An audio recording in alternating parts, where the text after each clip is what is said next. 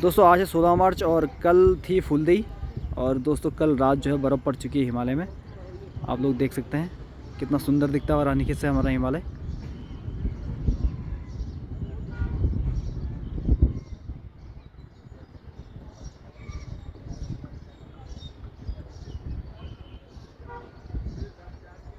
ये चोटी जो है दोस्तों, ये भटकोट की चोटी है इधर वाली। ये पहाड़ जो दिख रहा है